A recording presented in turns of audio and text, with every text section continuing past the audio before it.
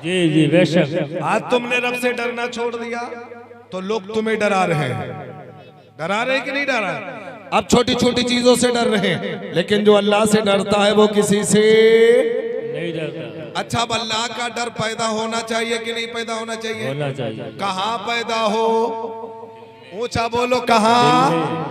अभी मैं रास्ते से आ रहा था, बोले थे मौलाना साहब वही वाली बोलिएगा। मैंने कहा कौन वाली? बोले वही वाली। में समझ गए, बोले वही वाली दिल वाली बोलिएगा। तो कहां से पैदा होता है? ऊंचा बोलो। दिल से। दिल से पैदा होता कि नहीं है? अब यहाँ से यहाँ मामला जब साफ हो जाता है तो आंखें भी साफ होती, निगाहें भी साफ होती है।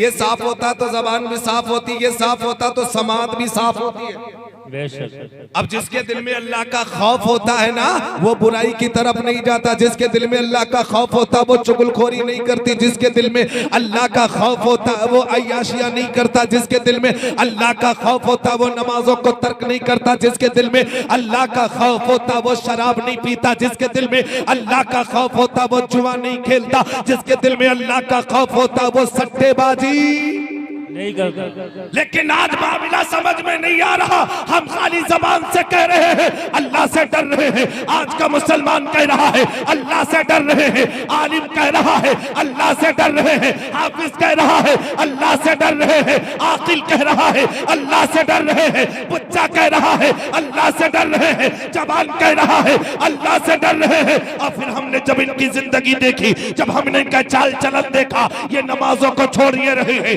फिल्में ये देख रहे हैं, गाने ये देख रहे हैं, तराने ये गा रहे हैं, गाने ये गा रहे हैं। अब मैंने कहा नादान, ये तेरा डरना कैसा? अब पता क्या चला? तू खाली जबान से कह रहा है हमें डरने वालों की जिंदगी दे।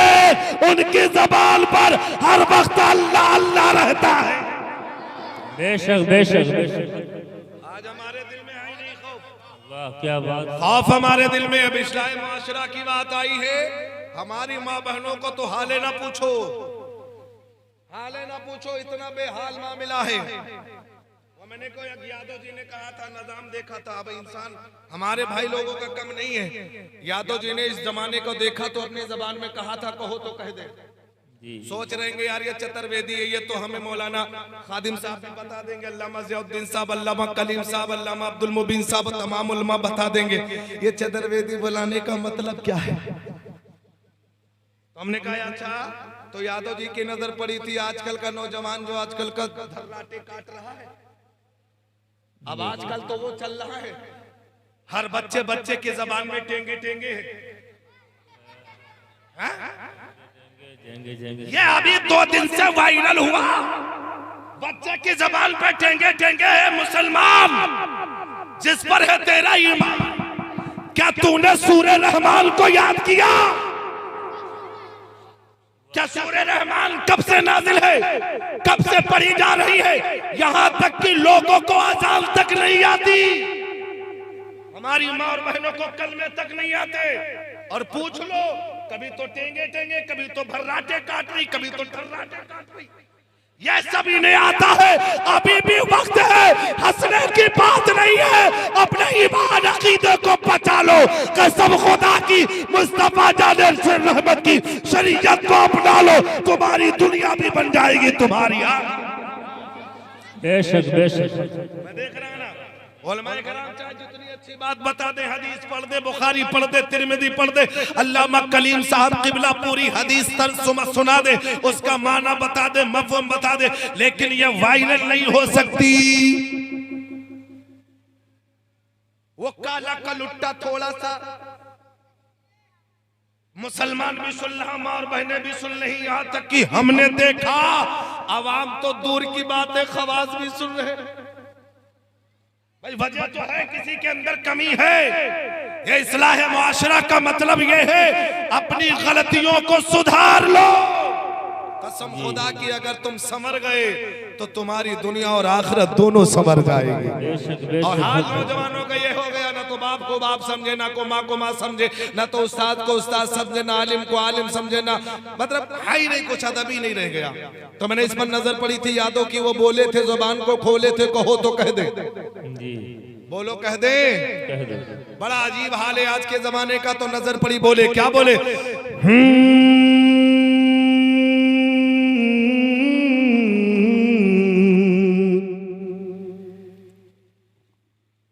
कि नई सदी में मिल रही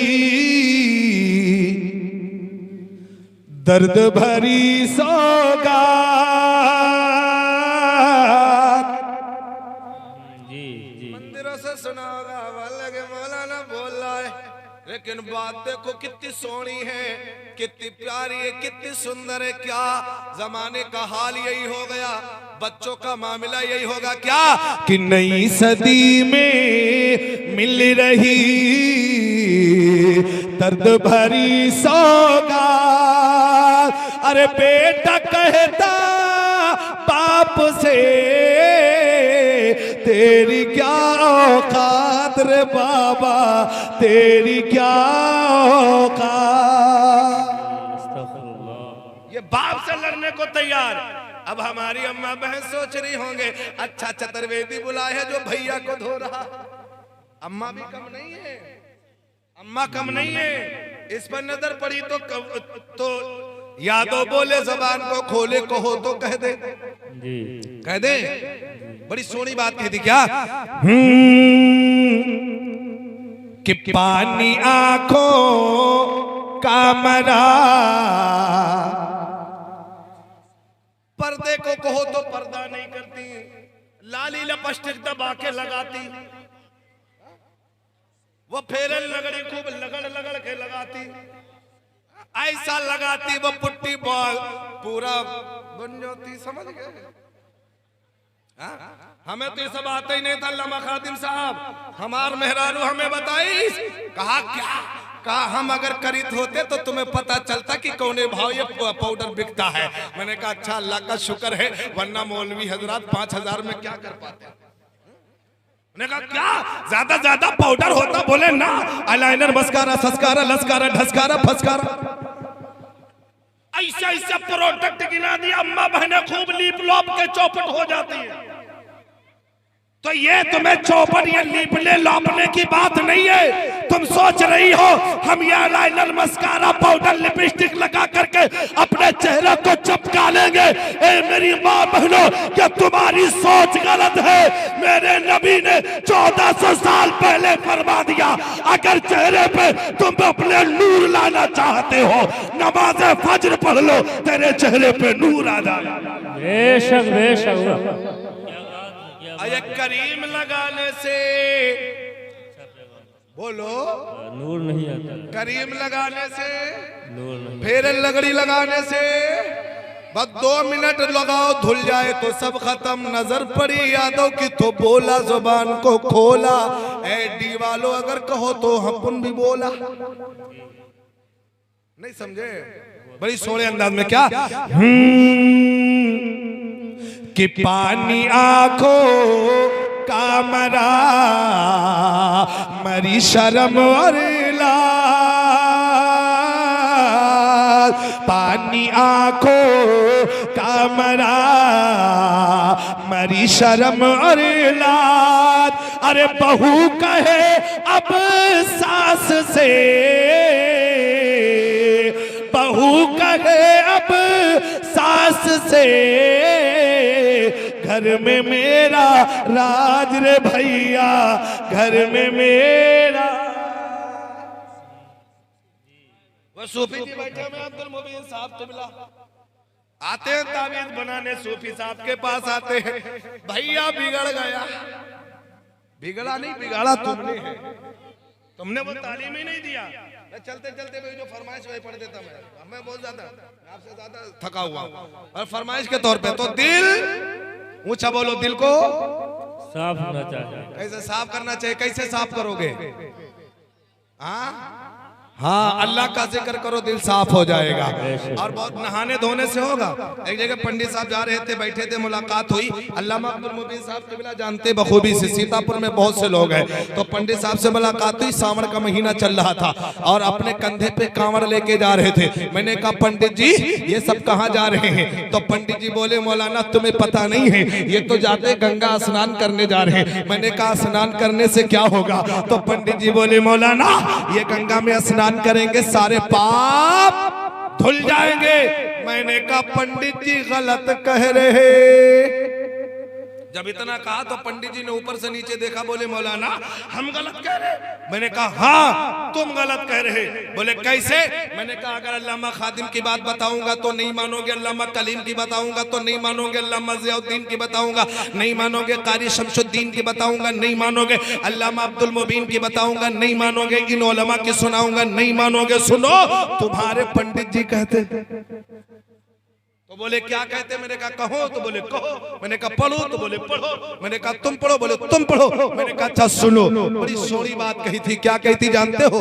गंगा स्नान करने से कह रहे थे पाप धुल जाएंगे। मैंने कहा नादान, जब तू वजू करता है ना तेरे पाप धुल जाते हैं, ये मुस्तफा का फरमान।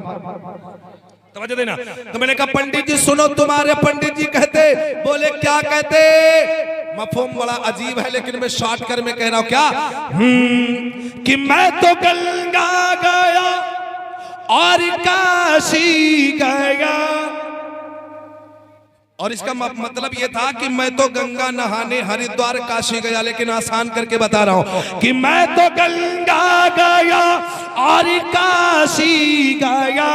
अरे गंगा नहाते ही मन में ख्याल आ गया क्या? अरे तन को धोया मगर मन को धोया नहीं, तन को धोया मगर मन को धोया नहीं, मुझको गंगा नहाने से क्या फायदा? क्या फायदा? मैंने कहा पंडित जी जल्दी जल्दी करिएगा, ये जो है ये डीह वाले और कुछ सुन ले। ये जानते हो हमारे अम्मा अब्बा से बहुत नाराज रहते हैं। आज का नौजवान है, शादी हो जाती है 1 महीना 2 महीना नहीं गुजरते धड़ाक से अलग हो जाते। 18 साल अम्मा परवरिश करे, अब्बा सुनाए, उनको नहीं पढ़ा पाते, लेकिन जैसे असली उस्ताद आते हैं ये कई दूरतिया में मुफ्ती बना दे। तो सुनो ए अम्मा बहनों तुम भी सुन लो, अपने शौहर को अपने ससुर से जुदा मत किया करो। आज तुम जुदा कर रही हो, कल तुम्हारी औलाद होगी, तब तुम्हें पता चलेगा। मैं ज्यादा वक्त नहीं लूंगा। मैंने कहा पंडित जी जल्दी बता दो, डीह वालों को सुना दे। तो बोले आगे वाला मतलब बता दे, समझ में आ जाएगा। मैंने कहा अच्छा अच्छा। पंडित जी कहते क्या? बड़ी सोरी बात कही क्या कि मैं तो मंदिर गया पुजारी थी की। मैं नहीं गया, पंडित जी कह रहे हैं, मैं इसका जवाब दिया था क्या कि मैं तो मंदिर गया पुजारी थी की, पूजा करते ही मन में ख्याल आ गया क्या? अरे पिता माता की सेवा। अब अगर माँ बाप से मोहब्बत है तो बोलिएगा पिता माता की सेवा किया ही नहीं, सच पिता माता की सेवा किया ही नहीं, पूजा करने कराने क्या फायदा? अब मैंने जवाब दिया था क्या कि मैं तो मस्जिद गया और नमाजें पढ़ी, सजदा करते ही मन में ख्याल आ गया, पिता माता की सेवा किया ही नहीं, सजदा करने कराने क्या से क्या फायदा। या अय्युहल्लज़ीना आमनुत्तकुल्लाह, ईमान वालो अल्लाह से बुराइयों को छोड़ो, गुनाहों को खत्म करो, माँ बाप की फरमा बरदारी करो, नमाजें पढ़ो, रोजे रखो, उलमा की कदर करो, मसाजिद और मदारिस का ख्याल रखो। अल्लाह तुम्हारी जिंदगी में नया सवेरा पैदा फरमाएगा। तो बस इस्तगफार, अस्तगफिरुल्लाह। अस्सलाम वालेकुम।